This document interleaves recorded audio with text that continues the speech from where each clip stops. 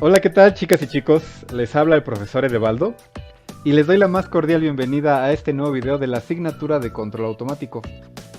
En este video vamos a comenzar con nuestra primera práctica, excelente, y la primera práctica está enfocada al software, o mejor dicho, a los software de simulación y control, a uno en particular. El nombre de esta primera práctica es Entorno de trabajo del software Scilab. ¿Cuáles son los objetivos de esta práctica? Bueno, a continuación se los enuncio. El primero es que ustedes como alumnos sean capaces de escribir el espacio de trabajo de este software, es decir, de Scilab. Esto significa que puedan identificar por nombres las ventanas que componen el entorno de trabajo y además puedan enunciar las funciones que realiza cada una de estas ventanas. ¿Sale? Ese sería un punto del objetivo.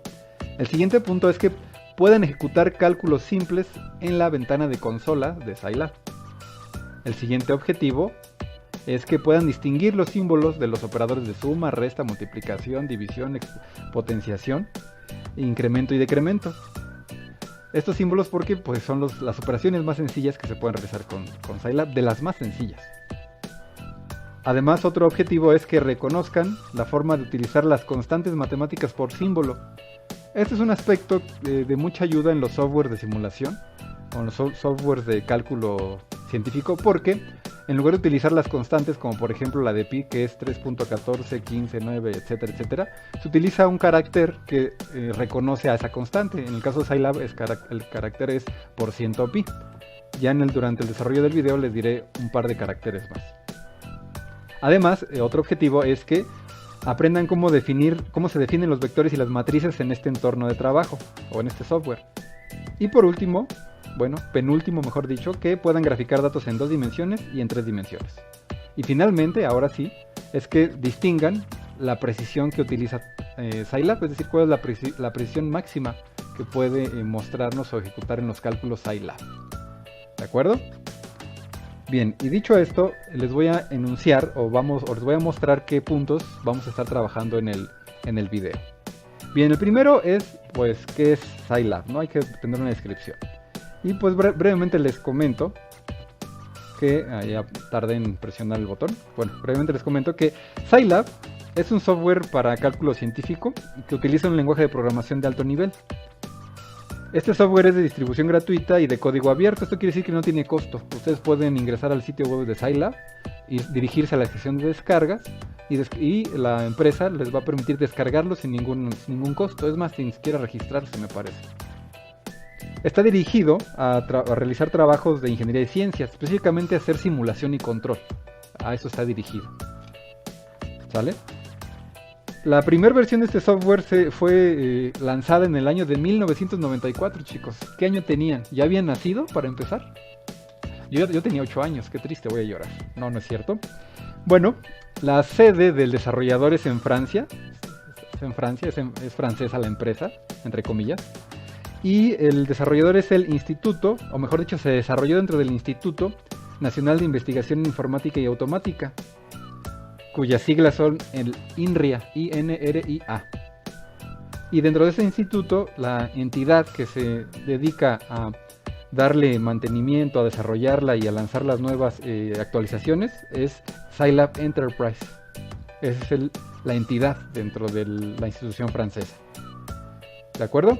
Ahora, entre las características principales de este software es que incluye herramientas de análisis numérico, herramientas para visualizar datos en 2D y en 3D, es decir, 2 dimensiones y 3 dimensiones, para realizar optimización, para realizar análisis estadístico, es decir, esta herramienta o este software les pudo haber ayudado mucho en su materia de estadística, ¿no? También tiene herramientas para diseño y análisis de sistemas dinámicos, que son las herramientas que a nosotros en esta asignatura de control automático son las que nos interesan. Y por último, les puedo comentar que este Scilab permite interactuar con lenguajes de programación tales como Fortran, Java, C y C++.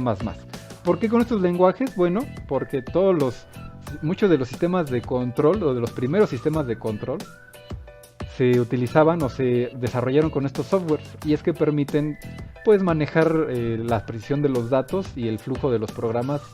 Permiten tener un mayor control en esos aspectos, en la precisión de los datos y en la ejecución de los programas, que otros softwares que pueden ser un poco más sencillos de utilizar, o mejor dicho, su curva de aprendizaje es más corta. ¿sale? Por eso es que la interfaz de comunicación entre este software y estos lenguajes pues está por defecto, por así decirlo, para que pues puedan formar parte de un proyecto de simulación o control que se quiera realizar. ¿De acuerdo? Bien. Continuemos entonces. Scilab, voy a describir cuáles son las ventanas que conforman a Scilab, es decir, el entorno de trabajo. Estas ventanas son la consola para hacer cálculos, el editor para escribir los programas, la ventana de gráficos y la ayuda integrada. ¿De acuerdo? Bien, después de que haga esta descripción, doy una breve explicación de cómo ejecutar en la consola los cálculos simples, es decir, cómo utilizar los operadores que les mencionaba en los objetivos, suma, resta, multiplicación, potenciación, etc. ¿De acuerdo? Después les describo lo que es la barra de menú y las aplicaciones, bueno, qué herramientas o qué pestañas componen la barra de menú, que es aplicaciones, editar y control. Bueno, aquí me salté la parte de constantes particulares porque voy a incluirlas dentro de la descripción de cálculos simples. Después de que vemos de que describa la barra de menú, les indico o les menciono los conceptos de variable, asignación y visualización de las variables en el entorno de trabajo. ¿De acuerdo? Una vez que veamos o cubramos estos puntos, les describo qué son las funciones, cómo se declaran. Y ahora sí, veremos cómo se definen los vectores y matrices y cómo se pueden crear variables de tipo vector y tipo matricial en el entorno de Scilab. Llegaremos al operador de incremento y decremento, que es un operador que sirve de mucha ayuda para generar vectores y matrices. Para pasar al siguiente punto, que sería gráficos en 2 dimensiones, después gráficos en 3 dimensiones, y finalmente cubriremos el punto de precisión en los cálculos. ¿De acuerdo? Este sería el panorama general de esta práctica. Los puntos son cortos, pero estos pueden hacer que se haga un poco extensa, entonces posiblemente descomponga esta práctica en videos. Ya les diré conforme vayamos desarrollándola. Por lo pronto ejecutemos el software de Scilab. Me falta decirles el material requerido para esta práctica. Muy bien, material requerido. Son 2 cosas sencillas, entre comillas, ¿verdad? El primero es que cuente con una computadora que sea capaz de ejecutar Scilab. ¿En qué sistema operativo se puede ejecutar Scilab? Se puede ejecutar en Linux, Linux Ubuntu, Windows o Mac OS. Yo en mi computadora tengo instalado el sistema operativo de Windows, por lo que les recomiendo que utilice este sistema operativo para realizar los ejercicios de estas prácticas.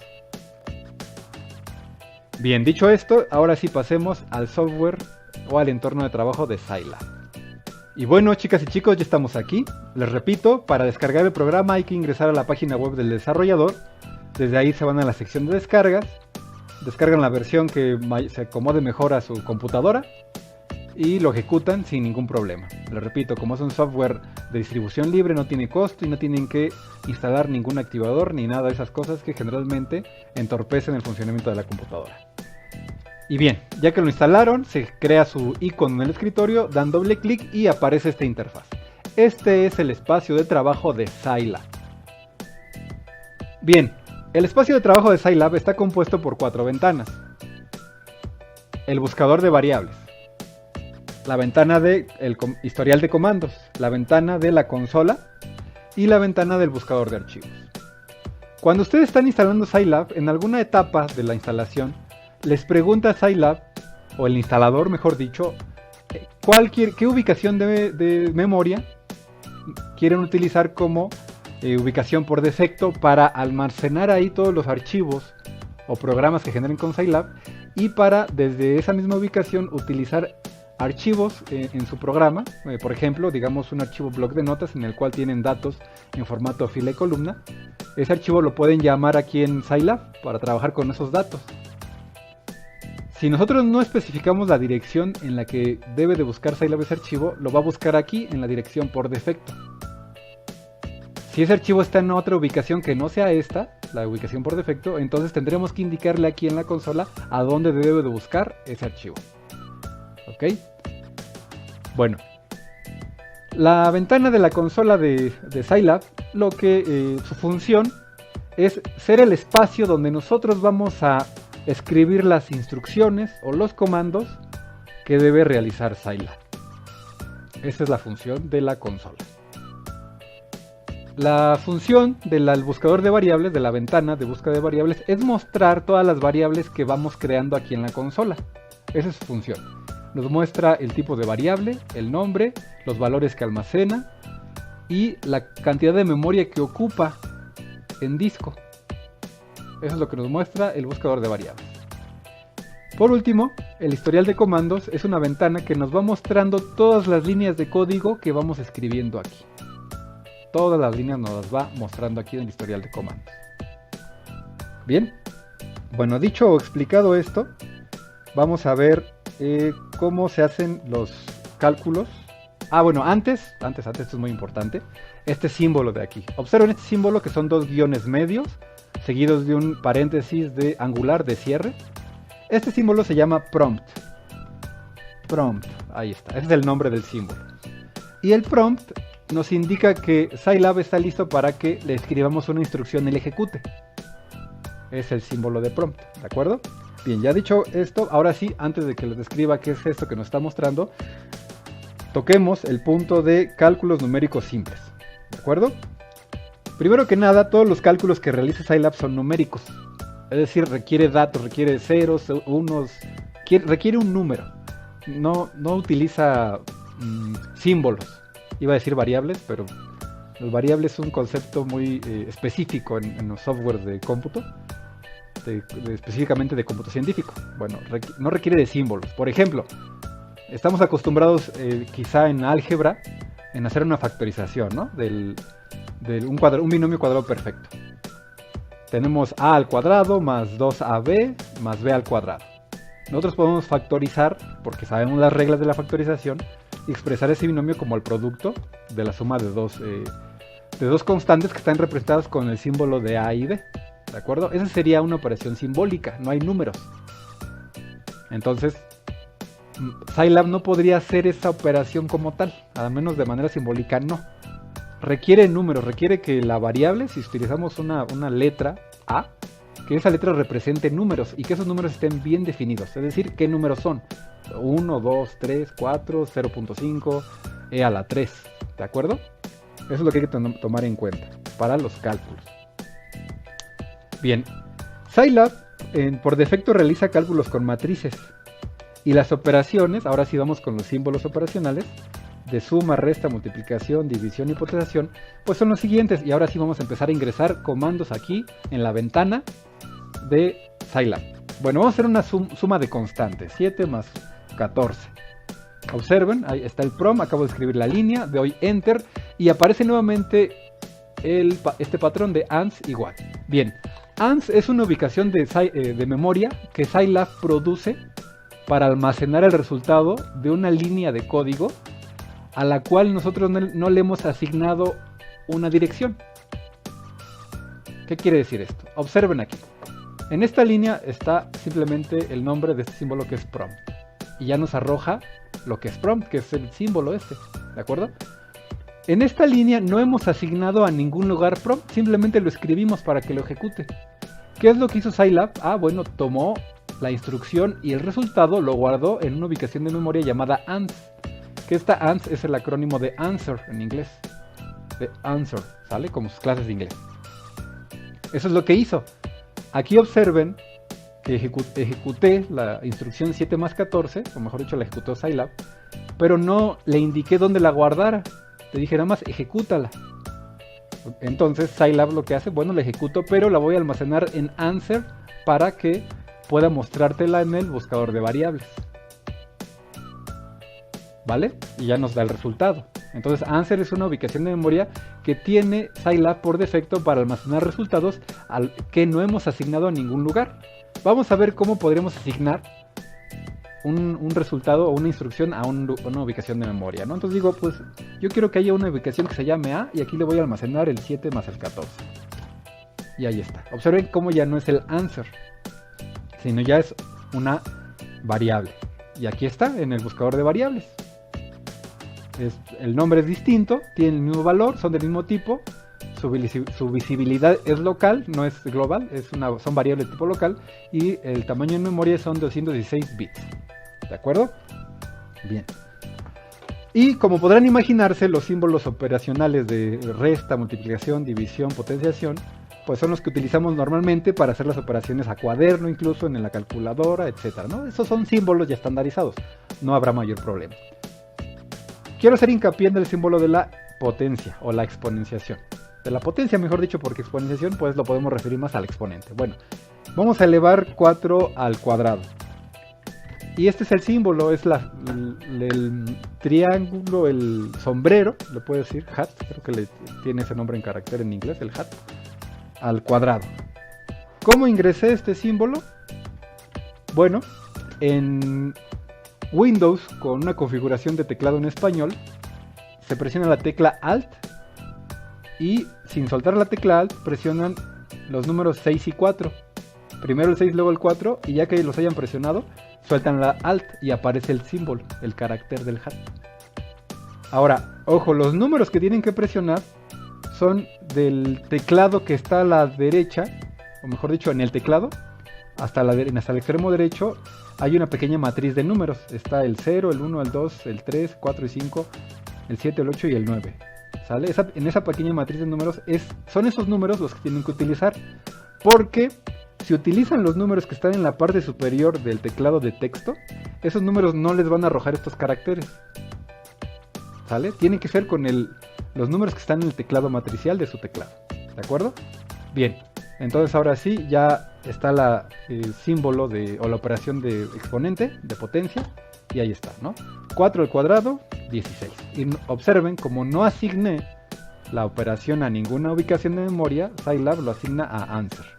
Este comportamiento de asignar el resultado de una instrucción u operación a la variable ans también lo tiene MATLAB. Y de hecho es el mismo nombre, me parece, si no me recuerdo, answer. ¿Ok? Bueno, no hace falta que realice operaciones de resta, multiplicación y división. Bueno, el de multiplicación nada más el símbolo es el asterisco, y el de división es la diagonal. En el caso de la diagonal, el número que aparece antes es el numerador y el que aparece después es el denominador. ¿Sale? Numerador y denominador. Bien. Bueno, que no se me vaya nada. Ok, sí. Scilab puede reconocer o distinguir entre mayúsculas y minúsculas. Unos operadores que no son el de suma, resta, multiplicación, división, multiplicación, etcétera, como puede ser la operación de la función senoidal, coseno, la raíz cuadrada, esos operadores son líneas de texto muy concretas, es decir, tienen un nombre, ¿no? En el caso de la raíz cuadrada es sqrt, de square, squirt, no squirt como el refresco, squirt, sqrt, y entre paréntesis vamos a ingresar el número al que queremos calcular su raíz cuadrada, por ejemplo el 9, ¿no? Sabemos todos que la raíz cuadrada de 9 es 3. Observen cómo está en minúsculas. Igual puedo escribir el seno de pi. ¿Sale? Si nosotros colocamos o pretendemos colocar algunos de estos operadores en mayúsculas, sqrt, lo que va a hacer es que nos va a arrojar un error. Bueno, no nos arroja un error. Lo que trata de hacer Scilab es pretender saber qué es lo que queremos hacer. Y nos dice, hay una variable indefinida que es sqrt.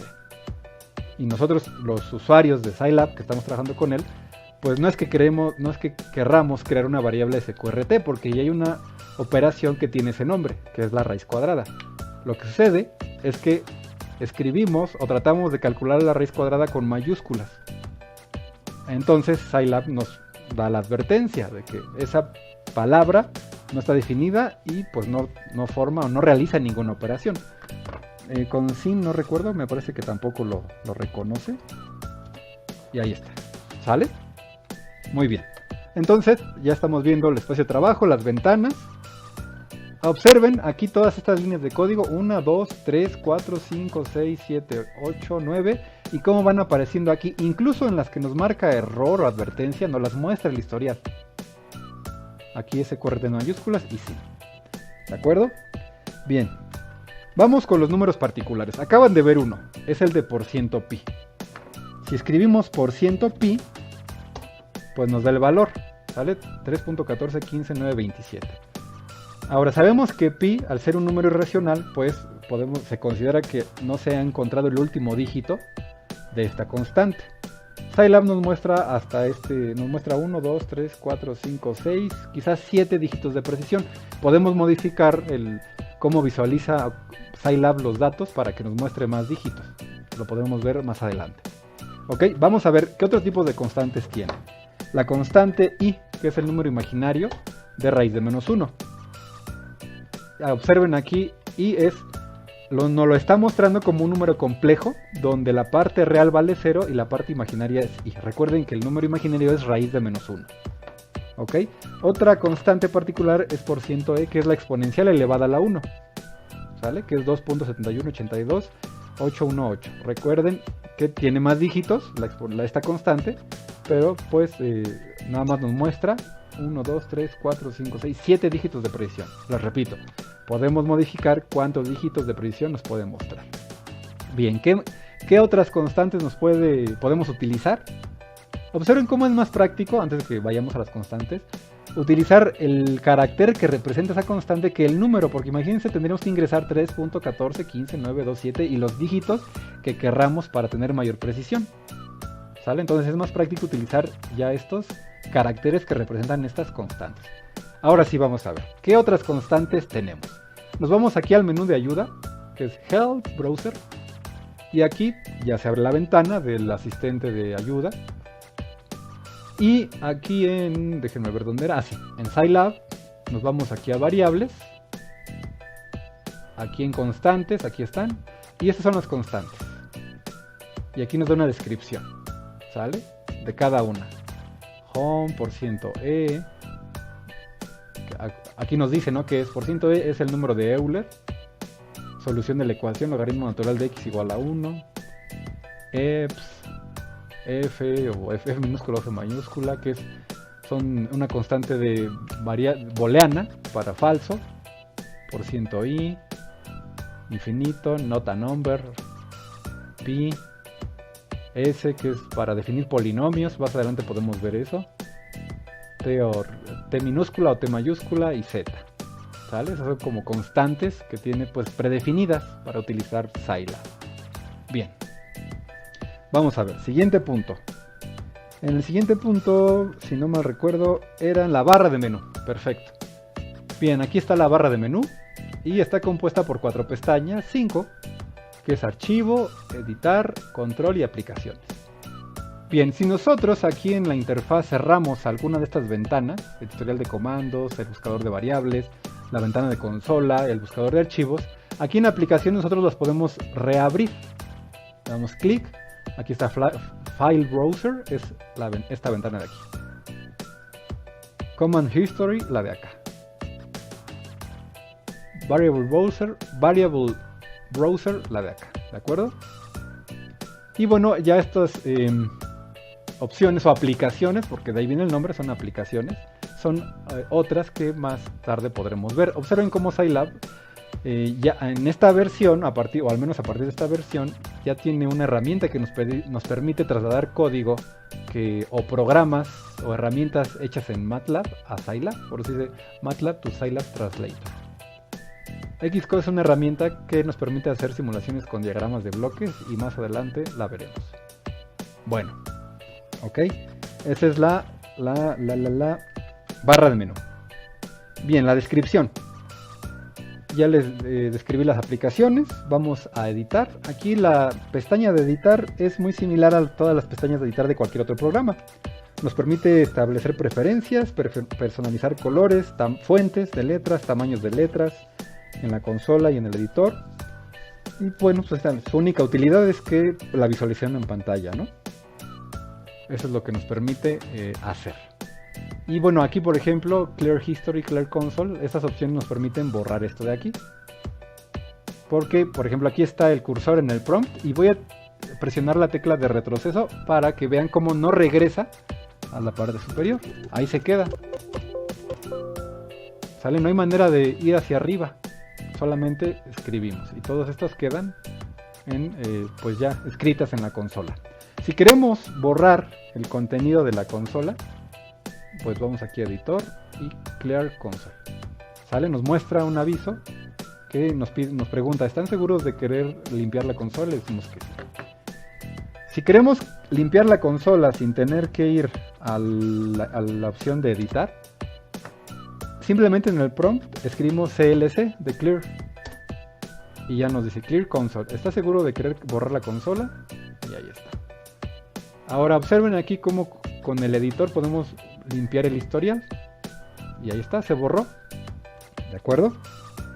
Bien, esas son algunas de las características que nos permite la opción editar.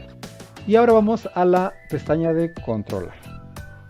En esta ventana hay herramientas que nos permiten interrumpir la ejecución de un programa y podemos escribir pausa también. De hecho aquí está, ¿no? Resume, que es ejecutar y pausar. Aquí podemos interrumpir o abortar la ejecución. De acuerdo, más detalles veremos ya que tengamos un programa ejecutando.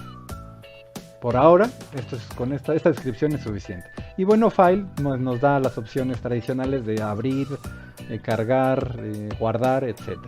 ¿De acuerdo? Muy bien. Permítanme mencionarles una herramienta que tiene Scilab que se llama el editor.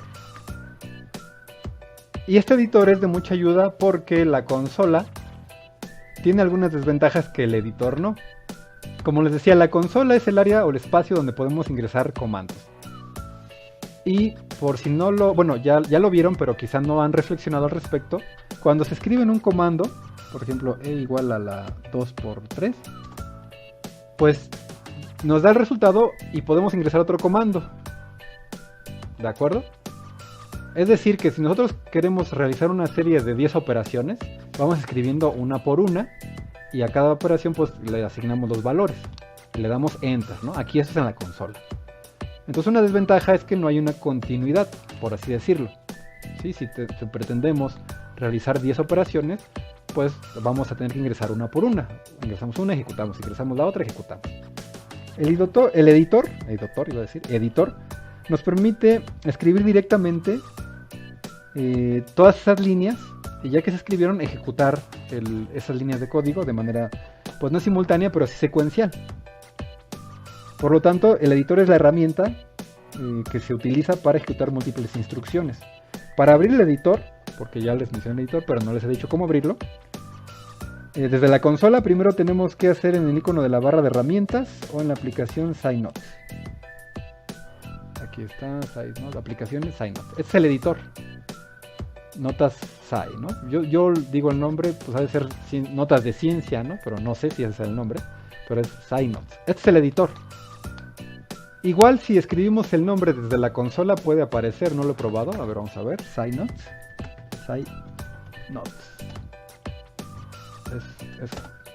Y pues no aparece. Vamos. SciNotes. Ahí está. Entonces tiene que ser desde aplicaciones. ¿De acuerdo? Y observen que el nombre del editor es Untitled1, es decir, no tiene título. Ya que nosotros escribamos el código para ejecutar, pues podríamos guardarlo como y darle un título. Ahorita nada más estamos viendo los accesos y las ventanas. Entonces, una desventaja de la consola es que no podemos ejecutar de manera continua una serie de líneas de código, sino que vamos escribiendo una por una. Y la ventaja del editor es que nosotros escribimos todas las líneas que queremos ejecutar y después ya lo ejecutamos y las ejecuta sin que tengamos que ingresar línea por línea. ¿De acuerdo? Y bueno, ahora sí vamos al punto de asignación de variables, asignación y visualización. ¿Ok? Bien. Como les mencionaba al inicio del video, Scilab no es un sistema que utilice cálculo simbólico. Esto quiere decir que no es un sistema de álgebra computacional. Les repito, para realizar las operaciones necesitan números específicos. Observen cómo aquí tenemos variables que son letras, A, ANS, D, E, pero estas variables son números. Es una forma de llamar al número 21, a este de aquí, a este y a este. Entonces, si utilizamos esas letras para realizar operaciones, en realidad lo que está haciendo Scilab es que está utilizando estos números. Si nosotros queremos hacer operaciones con letras que no tienen ningún valor, nos va a arrojar un error. Por ejemplo, 5 menos v, iba a poner a, pero si pongo a, va a tomar el valor de acá. Entonces, coloco una letra que no esté definida para ninguna variable. Y ahí está. Nos dice que no está definida la variable v, es decir, no puedo hacer la operación porque no sé cuánto valga v. Y no te voy a representar 5 menos v porque no soy un programa de cálculo simbólico. No estamos haciendo una operación simbólica. ¿De acuerdo? Bien. Para asignar valores a variables, pues ya lo vimos. Hay un operador, y es el operador de asignación. El operador de asignación es el símbolo de igual. Así tal cual, es un solo símbolo y de igual. Con este operador podemos asignar a una letra Q un valor que puede ser 75. Cuando asignamos ese valor, la Q ya se convierte en una variable que contiene una constante. ¿Sale? Al momento en que nosotros le asignamos el valor. Si nosotros no le asignamos el valor, pues Scilab nos va a seguir indicando que es una variable indefinida, si es que la utilizamos, claro está. Bien. Ok, entonces, ¿qué más hay que saber sobre las variables? No se me vaya a ir nada, déjenme checar. Ok. Bueno, las variables no necesitan ser declaradas de antemano. Pero cualquier variable debe tener un valor. Ok. ¿Qué quiero decir con que no deben ser declaradas de antemano? Bueno, en otros lenguajes de programación, como C, C++, en ese tipo de lenguajes de programación, si nosotros queríamos utilizar una variable para almacenar algún valor o alguna serie de valores, teníamos que declararla. Y al declararla decíamos el tipo de variable, el tipo de dato que era esa variable. Por ejemplo, en C. Si queríamos declarar una variable de tipo entero, escribíamos int, espacio y la variable, y era muy recomendable inicializarla, hacer esto, y punto y coma, para indicarle al lenguaje que hasta ahí terminaba esa línea de código. Así, este formato que estoy utilizando es la manera de declarar una variable de tipo entero en el lenguaje de programación de C. Tipo de dato, variable y asignación. ¿Sale? Y ya después que definimos la variable en lenguaje C, pues ya puedo utilizarla para almacenar valores, el 5 o incluso matrices o vectores. Eso sería declarar variables. En este caso observen cómo no he declarado ninguna variable. Lo que sucede es que le asigno un valor, y al asignarle un valor en automático se declara y define el tipo de valor, que en este caso es doble. Eso es lo que hace. ¿Sale? Incluso podemos crear variables de tipo carácter. Vamos a crear una variable, voy a poner A mayúscula igual a una S.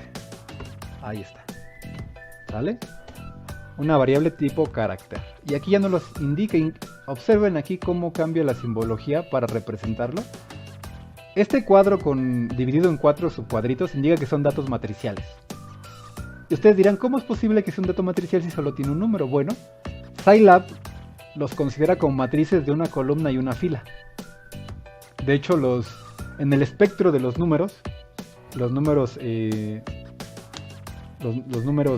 escalares, podemos decir que es un caso particular de los vectores y las matrices. O son vectores o matrices de tamaño de una fila por una columna. ¿Ok?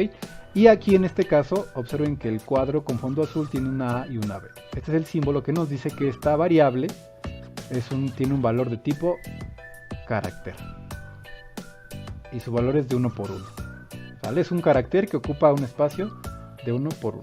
Y tiene una capacidad, un peso de memoria de 118 bits. ¿Vale? Bueno, acabamos de ver cómo se le asignan las variables, cuál es la diferencia entre declarar entre declarar la variable y asignarle el valor. ¿De acuerdo? Ya vimos que el operador de asignación es el símbolo de igual. Bueno, ¿qué punto seguiría? Ok, dejemos hasta aquí este video, porque pues ya está un poco extenso. No dejo actividad, sino que hasta que terminemos la práctica, ¿de acuerdo? Que tengan un excelente día y vean el siguiente video para que puedan terminar o seguir con esta práctica. Saludos, chicos.